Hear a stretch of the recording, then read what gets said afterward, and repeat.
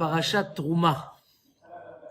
Donc une paracha extraordinaire où le clan Israël, on lui a demandé d'amener les matériaux, de l'argent, de l'or, du cuivre, pour construire le Mishkan.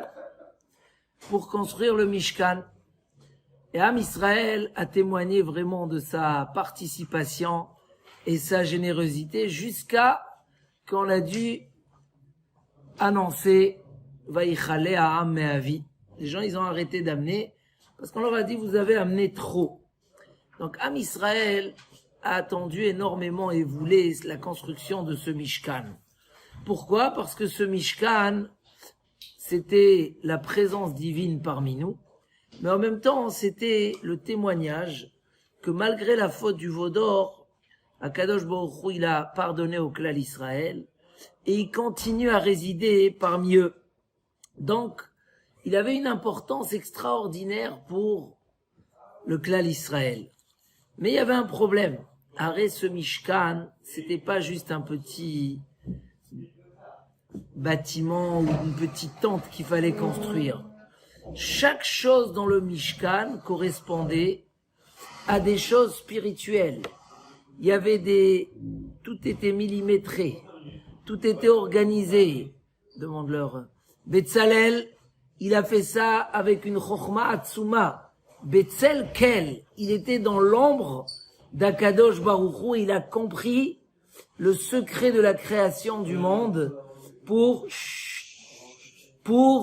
la création de ce Mishkan. À tel point qu'il dit le Mishkan, le Midrash, Ur'e ve'ase, ketavnitam, keshem she'ata roe lema'ala, kach ase lemata. Comme tu as vu en haut, c'est comme ça que tu dois faire en bas. Ve'im ta'ase keota shel ma'ala. Et si tu fais un Mishkan qui ressemble à celui d'en haut, il dit à Kadosh Baruch Hu, Ani maniach sankeliktin shel ma'ala ou mashre shrinati benechem. Si tu fais un Mishkan qui ressemble au Bet Hamikdash, au Mishkan qui se trouve dans le ciel, il dit à Kadosh Baruch Hu, moi je laisse celui d'en haut et je viens résider parmi vous. Donc, est-ce qu'on peut imaginer combien fallait que ça soit fait d'une manière minutieuse et avec toutes les kavanotes? C'est marqué que Betzalel connaissait les lettres avec quoi Kadosh Baruch Hu, il a créé le monde. Parce que le Mishkan, c'était un petit monde qui correspondait au Bet Hamikdash Shel Ma'ala, et Kadosh Baruch Hu devait résider. Un petit manque de kavana ou une petite erreur pouvait tout annuler. C'était l'endroit de la présence divine. On compare, le Midrash il dit, c'est comme un roi qui avait une fille unique et qui l'a mariée et qu'il devait aller habiter dans un autre pays. Alors le roi il a dit, comment je fais? Me séparer de ma fille, je peux pas. Ne pas la laisser partir, elle s'est mariée, comment je fais? Alors faites-moi une petite chambre chez vous pour que je puisse venir être parmi vous. Évidemment que même si un roi c'est incomparable, mais ils vont pas faire une petite chambre, ils devront faire selon le confort du roi, sinon il va venir une fois, il va pas revenir. Donc c'est marqué que Moshe Rabbeinu était très embêté. Comment construire ce Mishkan? Comment un homme peut avoir la capacité de construire un makom, un endroit, pour ce qui est l'infini? Il dit, il y a Zvoul, il y a Arafel, la même chose en bas, Kadosh Baruch Hu, il a fait la même chose. Moshe Rabbeinu, il a dit, He ach. Là, on arrive à une question qu'on pose beaucoup de fois dans notre vie. On va lire l'étonnement de Moshe Rabbeinu, et on va voir que cet étonnement, on se le pose nous-mêmes à beaucoup d'occasions. Il dit, Besha she'amar HaKadosh Baruch Hu le Moshe. Quand HaKadosh Baruch Hu, il a dit à Moshe, Aseli Mishkan, fais-moi un Mishkan, Itril Matmia, il a été étonné. Kvodo shel HaKadosh Baruch Hu, Malé Elionim Vetartonim. L'honneur d'Akadosh Baruch Hu remplit les cieux, la terre, le monde entier. Veu Omer Aseli Mishkan. Et il me dit de faire un Mishkan comme ça. Donc, on est dans cette question qui se pose. On nous demande des fois des choses qui sont au-delà de notre capacité. Et nous, on peut se poser la question, est-ce qu'on est capable? Est-ce qu'on est capable? C'est une question que l'homme, il se pose. On lui dit, écoute, tu dois faire 613 mitzvot. On lui montre le chasse. Il dit, monsieur, tu dois finir le chasse, même s'il fait un daf par jour. Mais il faut le comprendre, ce daf. Il faut l'analyser, il faut l'étudier. Il faut tous les jours pendant 7 ans. Il y a des gens qui savent pas lire en hébreu. Comment ils vont faire? On leur dit, non, tu commences à étudier. Je sais même pas dire un mot en hébreu. Je suis capable. Des fois, l'homme, il doit construire un foyer, éduquer des enfants. C'est tellement compliqué. Chaque enfant avec ça. Ah, comment il nous dit Shlomo HaMelech? Chanoch la na'ar, alpi darko. Éduque l'enfant selon son chemin. Chacun, c'est une autre chose. Nous, on vient, on sait une seule méthode. Voilà, on veut l'appliquer pour tout le monde. Mais malheureusement, non. Chaque enfant, il a sa méthode. Alors, comment on va faire pour l'éduquer alpi darko, selon son chemin? Et comme ça, la Torah nous demande d'être des soldats. Il dit le Messiat Yesharim, ve'im yeh ben chayil. Un homme, il a plein d'épreuves autour de lui. Plein d'épreuves. Et c'est pas des épreuves qui sont arrivées là par hasard. Akadosh Baruch Hu nous a mis dans un monde d'épreuves. Pas qu'un monde d'épreuves. Veine samo Akadosh Baruch Hu la Adam. Akadosh Baruch Hu, il a mis l'homme. Bemakom, dans un endroit. Chez Rabimbo Hamariki Moto Mimenu Itbarach. Hachem nous a mis dans un endroit où il y a beaucoup de choses qui nous éloignent d'Hachem. On a été mis dedans. Parce que c'était le but de la création. Que l'homme puisse travailler, avoir du mérite. Et le mérite en là, quand c'est difficile. Donc, Akadosh Baruch Hu nous a mis dans un endroit, chez Rabimbo, il y a beaucoup de choses qui nous éloignent d'Hachem. Hata'avot achomriot, tous les désirs matériels. Un homme, on lui dit, ne t'énerve pas. Il a les nerfs en lui. Ne sois pas orgueilleux. Il a gagné beaucoup d'argent, il est très fort, il est le meilleur. Comment tu veux qu'il s'en... Donc, tous les ta'avot qui nous entourent. On est dans un monde où, rempli de publicité, rempli de messages, rempli de choses, de pritzout. Comment un homme, il va pas être attiré? Des fois, on peut se dire que ces niveaux spirituels ne sont pas pour nous. Parce que Rabimbo, il continue le Messiat Yesharim, Ha'oni mitzad echad, ve'aosher mitzad echad. Que ça soit la pauvreté, donc tout ce qui inclut les difficultés, c'est des épreuves. Un homme, quand il a des difficultés, il se révolte, il se plaint, il se comporte pas bien, il se dispute pour chaque centime, il s'énerve, il bloque la carte bleue, et la richesse de l'autre côté. Pourquoi? Parce qu'il dit Shlomo HaMelech, pen esba, veki chashti ve'amarti mi Hashem. J'ai peur d'être trop rassasié et de nier, de dire c'est qui Hachem. L'orgueil amène l'homme à dire mi Hachem. On connaît tous l'histoire de ce Bar Kokhba, qui était tellement fort que les rois romains tremblaient de lui. Il sautait 1 kilomètre, il rentrait dans le camp de l'ennemi, il tuait tout. Il était imbattable. Un jour il a dit, Akadosh Baruch Hu, j'ai pas besoin de toi. Laisse-nous faire la guerre tout seul, ne nous fais pas perdre, mais ne nous fais pas gagner, on se débrouille tout seul. Tout de suite après, à peine il est parti faire ses besoins dans le champ, un serpent il a piqué, il est mort. On a perdu cette force-là. Pourquoi? Parce que quand un homme il a des forces, l'orgueil, il est là. Quand un homme il réussit, il oublie, mi Hachem. Ou pen et varesh, veganavti. Il dit Shlomo HaMelech, et si je m'appauvris, je vole, Donc il y a comme ça beaucoup de choses dans la vie où un homme il sent, là, le résultat c'est quoi? Il dit le Messiat Yesharim, qu'on a un combat dans la vie, plein d'épreuves. Ve'im yeh ben chayil. Si un homme va être un soldat, v'inatzach hamilchama mikol hatzdadim. Et il va gagner la guerre de tous les côtés. Hu yeh adam hashalem. C'est lui qui va être l'homme parfait, qui va mériter d'être proche d'Hachem, de mériter l'éternité, les or beor hachaim dans la lumière de la vie. Mais tout ça demande du travail. Et un homme, des fois, il sent que c'est énorme. Et la spécialité du Yetzer Hara, c'est quoi? C'est quoi la force de Esav, de Amalek? C'est l'imagination. L'imagination, c'est quelque chose qui gonfle l'épreuve à un niveau énorme. Chaque fois où Chachamim voulait définir la force du Yetzer Hara, ils ont parlé de choses volumineuses. Le chameau qui passe avec son cheval rempli de lin. Vous savez combien d'étages ça fait un chameau rempli de lin quand il faut porter le lin? Et Yaakov Avinu, il dit, mais comment je vais combattre? Hachem lui dit, ne t'inquiète pas, c'est que du volume. Une petite étincelle, elle peut brûler tout ça en 3 secondes. Déjà dans la première des fautes qu'a fait Adam Arishon, il dit que, qui c'est qui chevauchait sur le serpent? C'est le Satan, le Samech même.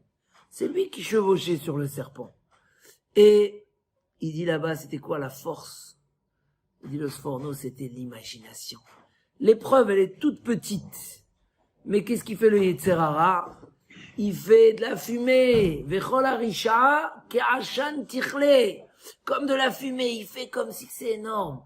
À tel point, c'est marqué que quand les tzadikim vont voir la fin des temps, c'est marqué, les Rechaïm, ils ont l'impression, ils vont voir le Yetzer Hara comme un petit fil de cheveux.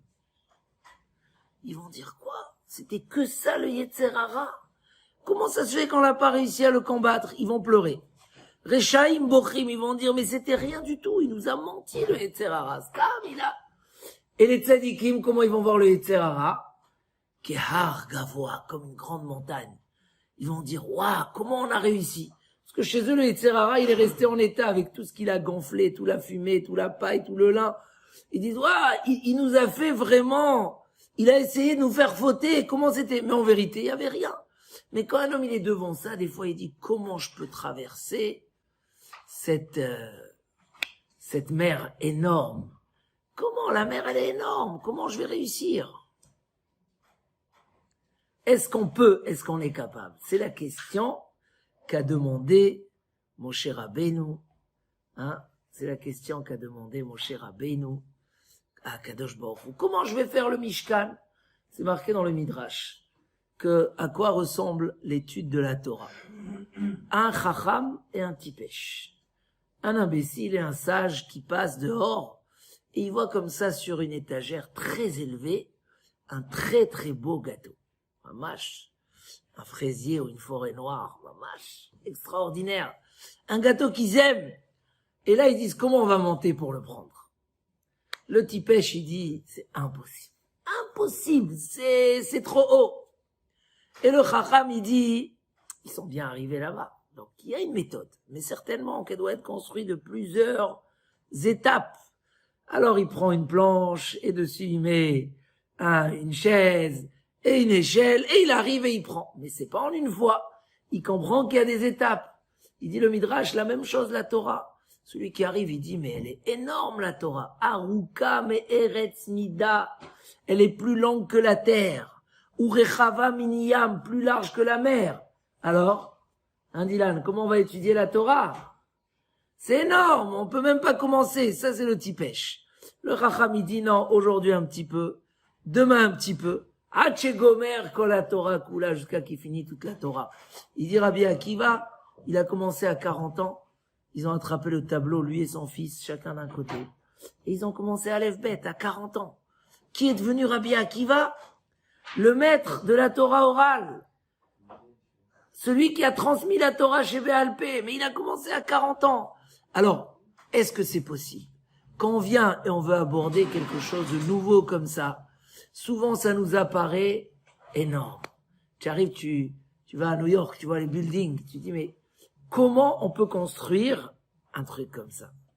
Comment? 80 étages, 100 étages, c'est énorme. Mais le Chacham, il sait, il te dit on n'a pas fait tout en un jour. On a su commencer. Voilà la réponse que Akadosh Baruch Hu va donner à Moshe Rabbeinu. C'est quoi la réponse? Alors, c'est curieux. Chacun, il veut avoir des ambitions dans la vie. Chacun, il aimerait, réussir dans sa vie. Chacun, il aimerait construire un foyer avec des enfants dans la plus grande réussite. Mais, comment on dit Shmuel, les enfants aujourd'hui, Donc, on sait même plus qu'est-ce qu'on peut faire. On peut même pas commencer. On désespère avant de commencer. Mais c'est faux. Moshe Rabbeinu, il a eu cette question, Akadosh Baruch Hu, il lui a dit, regarde. Amarlo, Ata besamamanecha, ve'ani bichvodi. Là, il nous en dit un grand secret, Chachamim. Toi, avec tes matériaux, et moi, avec mon honneur. Mon honneur, il dépasse la terre, la largeur de la terre et la longueur de la mer. Mais je te demande pas de t'occuper de cette grandeur-là. Je te demande pas de t'occuper du résultat. Je te demande, fais tes ingrédients. Ata besamamanecha. Toi, occupe-toi de tes ingrédients, et moi, je m'occupe du reste. Moi, je m'occupe. Il dira Israël Salanter, dans l'éducation, il y a 3 conditions. Une des 3 conditions, ne pas attendre le résultat. Ne pas attendre le résultat. Si tu commences avec ton fils et tu commences à lui apprendre un peu un truc, ou tu vois qu'il a un caractère difficile et tu attends tout de suite le résultat, tu vas désespérer avant de commencer. C'est pas ton problème, le résultat il est dans les mains d'Hachem. Akadosh Baruch Hu, il te dit, fais jusqu'au bout. Pitrouli petar kechuto shel machat. Ouvrez-moi un trou d'aiguille. Et moi je vous ouvre un trou comme des portails où les charrettes peuvent rentrer là-bas. C'est pas ton problème. Toi, tu dois t'occuper. Tout le monde, il est conçu, il est créé de cette façon-là, où tu commences et ça arrive. Elle dit la Mishnah, lo yagata ou matzata. Si tu viens et tu dis, je me suis pas fatigué, j'ai réussi dans la Torah. J'ai tout réussi. Altahamin, c'est faux. C'est faux. Tu te fais des allusions. Yagata velo matzata. Un homme, il dit, je me suis fatigué, j'ai éduqué, j'ai fait, et j'ai pas réussi. Altahamin. Ne crois pas. C'est pas vrai. Yagata ou matzata ta'amin. Tu t'y as fait ton investissement. Tu t'es investi dans ce que tu dois faire. Et tu as trouvé.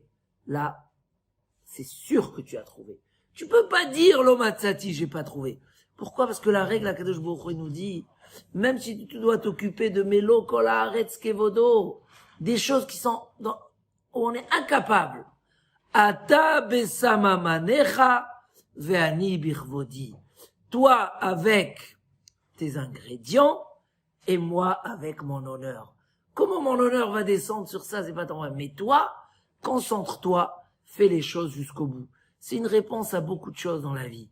Tu vois pas comment le résultat il peut arriver. Nous, quand Esther et Mordechai, tout était bloqué. Haman, c'était le patron. Il dominait le roi. On peut faire quelque chose contre ça. On a fait 3 jours de jeûne. Esther, elle a fait son côté. Elle n'avait pas le droit d'aller chez le roi. Elle est partie quand même. Elle a pris le risque. Donc, les chances de réussir étaient à 0. Mais Akadosh Baruch Hu, il dit, le résultat n'est pas dans tes mains. Mais, qu'est-ce qui est dans tes mains? C'est de faire les choses jusqu'au bout et comme il faut les faire. Ata besamamanecha. Toi, tu fais les ingrédients. Va'ani bichvodi. Et moi avec mon kavod. On voit par exemple les deux des plus grandes qualités que Akadosh Baruch Hu il a donné dans le monde.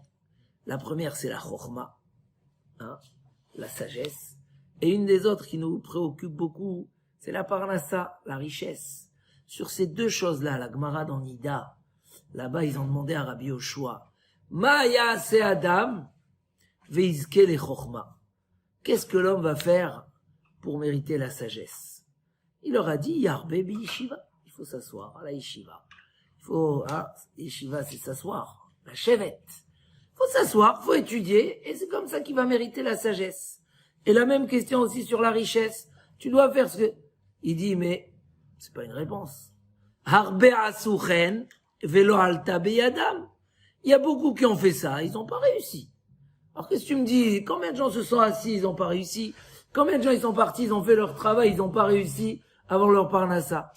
Et là, Yevakesh rachamim mimi she'achokma shelo. Il dit, c'est quoi la solution? Demande miséricorde à celui qui a la sagesse. Demande miséricorde à celui qui a la richesse. Alors il demande la Gemara, alors pourquoi au début tu as donné une autre réponse? Tu as dit qu'on doit faire ce qu'on a à faire. Habloha losagia. L'un sans l'autre n'est pas possible. Tu veux pas faire d'effort, tu veux que prier, que ça te tombe du ciel.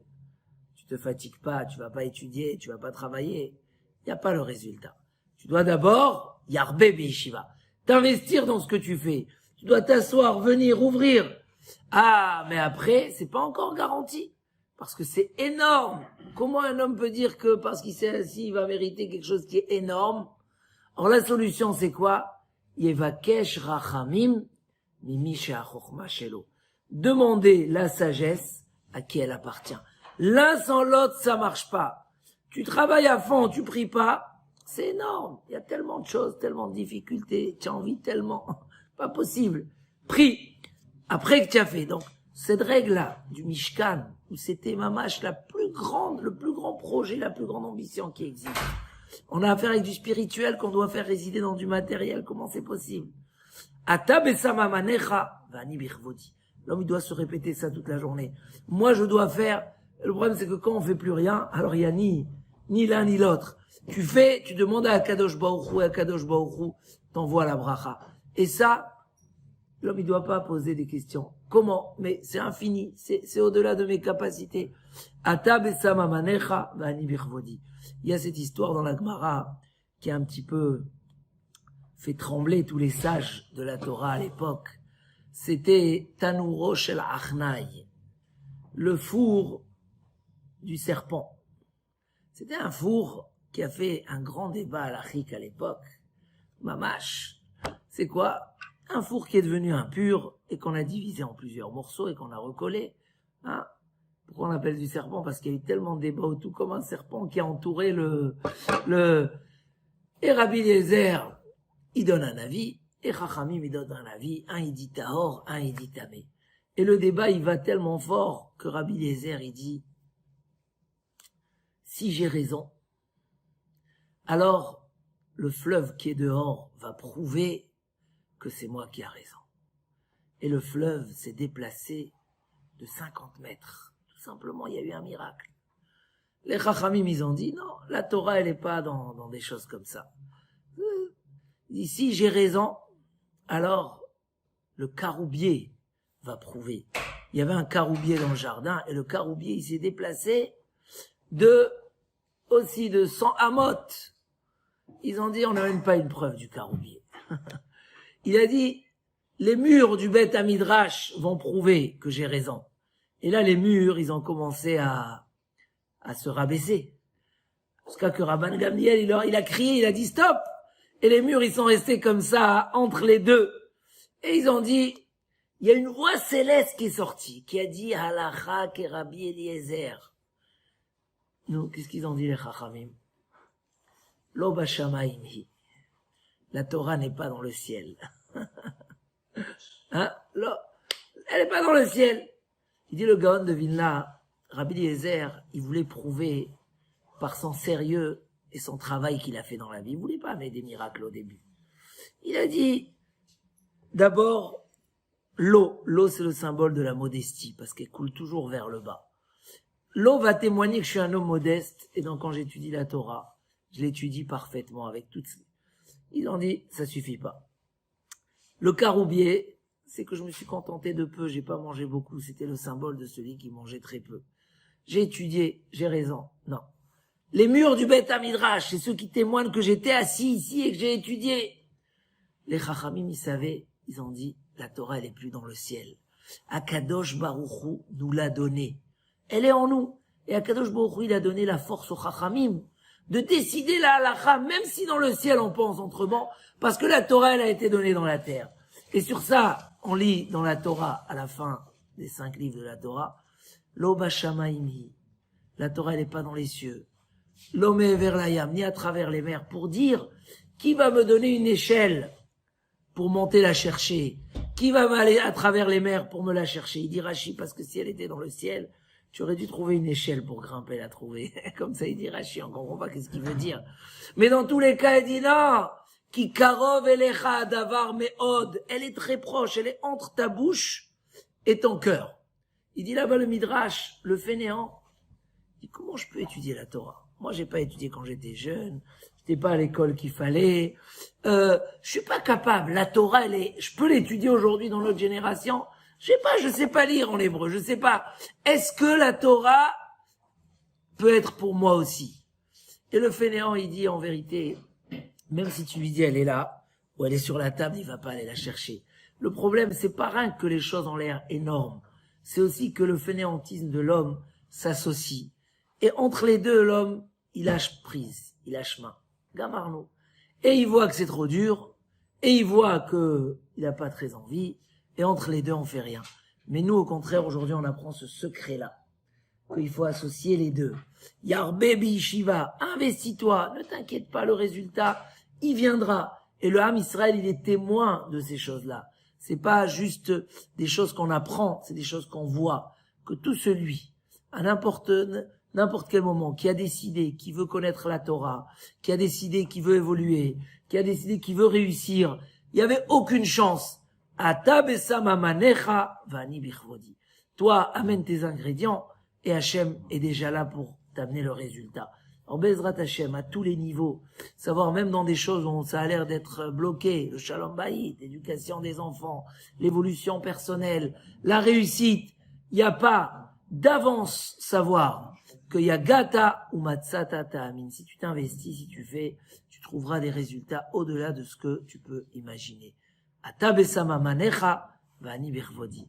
Chazak ou Baruch, quand on est dans ce mois du miracle, beaucoup de choses, on peut aller chercher dans la poubelle, là, où on dit les spams, où on a jeté, on a mis de côté, ça c'est pas pour moi, ça c'est pas pour moi, ça je suis pas capable. Beaucoup de choses comme ça, on peut aller chercher et refaire sortir et dire, pas du tout, c'est pour moi, je suis capable. Le miracle, il a existé, le miracle existe, et même avant le miracle, on a une siyata d'Ishmaïa, une aide du ciel, pour réussir tout ce qu'on a envie d'entreprendre, Bezrat Hashem, qu'Hachem nous envoie la bracha, la hatzlacha, bechol ma'asi yadeinu, vihi noam. Hein, c'est quoi vihi noam? Que le noam Hashem, hein, la douceur d'Hachem, la l'aide d'Hachem, aleinu, ou ma'asi yadeinu, konena aleinu, que tout ce qu'on fait, Bezrat Hashem, soit une très belle réussite. Chazak ou Baruch, Shabbat Shalom. Mechavat.